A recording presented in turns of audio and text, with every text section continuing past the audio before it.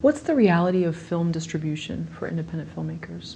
I think film distribution is the part of the equation that has been the least revolutionized to the benefit of filmmakers. There's a lot of talk about, we think we know inherently, like, digital cameras changed the game. They made it easier to shoot something. Digital editing made it easier to do post. And of course, theoretically, we have these platforms, YouTube being the biggest example, that theoretically reach everyone. But the real truth is that so much content put on those platforms, while theoretically accessible to billions of people, is not actually watched. And I think that that's actually one of the sort of facts that is, I think, we're not being honest enough about.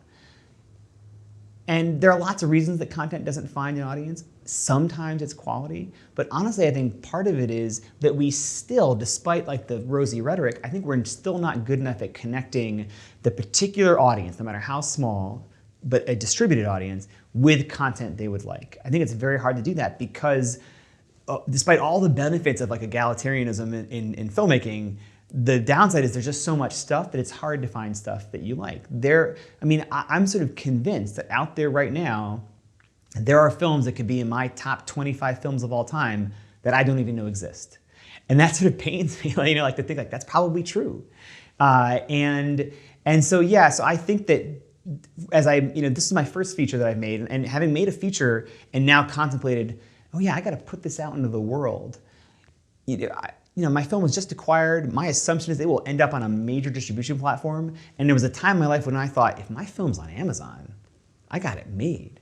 But what's so crazy is there's a world in which you can even be on Amazon and be on Netflix and still no one has seen your movie. Because did it have a big enough, was it featured prominently on the main page? Was the thumbnail the right one? I still think we're trying to figure all of that out. And I do hope that people who are interested in the art of filmmaking are devoting time to thinking about how to solve these problems. For sure, there are people thinking about commerce that are trying to maximize revenue, but it would be great to have some people who are informed with algorithms and with sort of user choice to think about how do we improve the connection between filmmakers and their audience. Do you have any thoughts on expectations once your film is out there?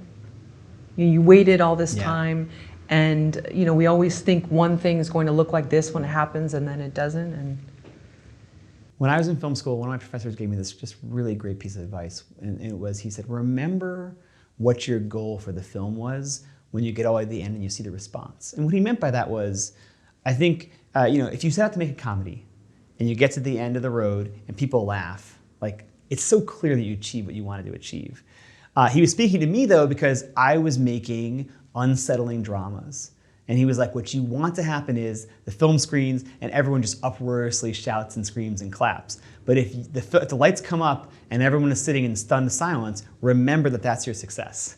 And what I took from that was the idea of to really think about, okay, what are my expectations that are appropriate for the movie, separate from just our general desire that I think we all wish everything we did would be just greeted by unanimous applause. But also I think there's an expectation in terms of the total reach of the movie. I think if you are making a movie solely to get a response from the audience, these days there's just so much out there that you're just almost 100% guaranteed to be disappointed because everyone's attention is so fragmented. I made my movie hoping that some people would watch it and that its artistic point of view would resonate with them and it would evoke emotions in them and they put thought and make them think about certain things. And so what I sort of focus on is trying to do the best I can to reach those people. And after that, if they like it, if they don't like it, if it does move them, I'm interested, of course, in that result, but it isn't my primary sort of expectation for the project. I think mostly I made a form of self-expression. I tried to make it the best I could. And I'm trying very hard to get it out to be possible to be seen. And then after that, I think I actually don't have a lot of expectations.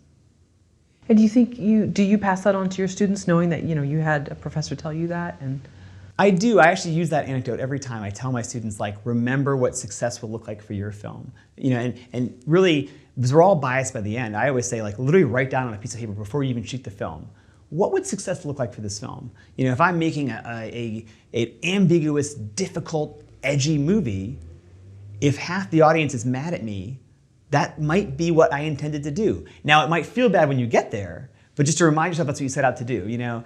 So I actually literally tell them that. But I also tell them, like, I actually think that thinking about overall audience response to the movie as a whole is very rarely creatively fruitful. I think thinking moment by moment is very important. Like I tell people all the time when you're directing, just ask yourself over and over again, what do I want the audience to know and feel at this exact moment?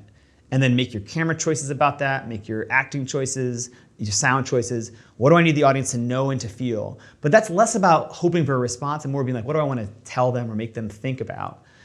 And that's on a micro level, it's super important. But on a big level, I tell them all the time, like, you can't be focused on like what the overall reception is going to be. It's hard to predict, and I don't think it's the reason to make a movie.